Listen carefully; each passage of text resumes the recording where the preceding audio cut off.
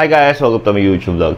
For today's video, simple lang. Magre-review tayo ng Whirlpool washing machine na LFP650WH, which is 650 kilograms. So, ano pang hinihintay natin? Let's go! So, ito yung Whirlpool natin na 6.5 kilograms. Ayan. So, may mga binago lang ako dito. Kagaya nito, bumili ako sa Lazada na mas mahabang hose. So, mas more flexible ako. And then, bumili rin ako ng wheels. So, I can move anything. Ayan, nabili ko yan sa Lazada. Tapos yan, na-setup ko na. Meron siyang mouse strap. Lahat na yan. So, ano bang mga ano nito? So, nasa website nila, it's 6 Sense Technology, water pressure. Ayan, 1-year warranty pag binili mo siya sa SM Appliances. Tapos, drum design, stainless drum, control panel, digital. Lean filter box type, linter, body color white, touchpad. Capacity niya 6 kilograms lang. Top load washer, ayan, 6 point. Tapos dry capacity 6 point lang din. Spin niya is 850. So mabilis siya. Tapos hanggang program niya is 4. Tapos soak water function. So yan. Tapos may mga rinse pa, water usage. So pwede siya. 28 kilograms to. So maayos na siya. For the price of 10,995. So pwede mo siyang ipa-credit card kagaya namin sa 10,999, pina 12 months namin. Parang ang bilang namin is like 900 pesos lang, which is okay na.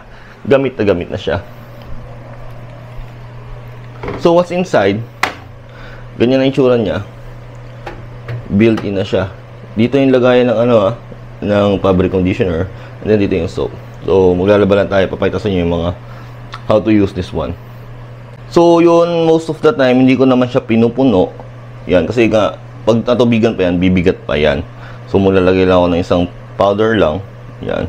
So, automatic wash naman yan. Tapos, fabric conditioner. Kasi nga, kailangan niya para mabango. So, yung lagay na Fabcon niya is dito, ha? Kasi may yung last time na magko-comment, mali naman pinaglalagyan mo. So, dito yung lagayan. So, automatic yan. Maglagay ka na ng amount kung ilan yung gusto mo. Yan. Afterward, okay na yan. Just secure the water valve. Saksakan. Ito. Bali ito, nabibili ito sa Lazada. Mas mahaba yan. Kasi sa may kasama nito, maiksi talaga siya. Kasi lock mo yung apakan. Yan. Siguraduhin mo lang nakalock siya. Para hindi umuga. Power on. Yan. Automatic naman siya. Meron na siyang wash, rinse, spin. So, normal lang. Yung mga program niya, pwede mo siyang baguhin. Kunyari, ayaw mo maglaba.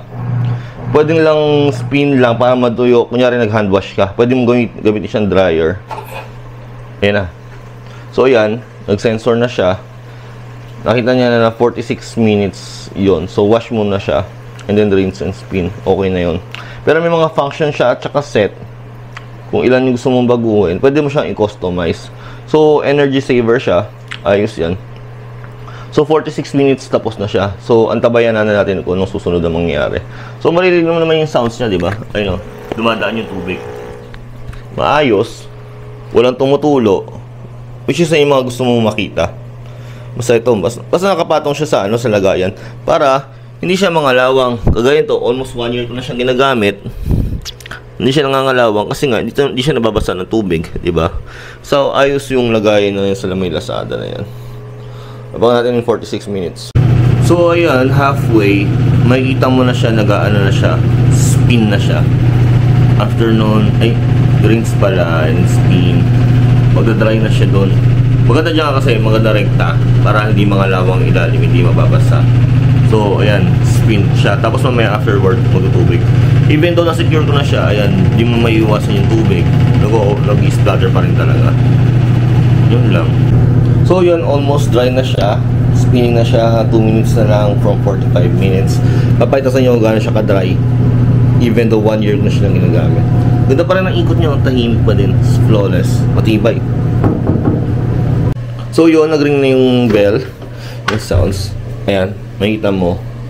Super dry.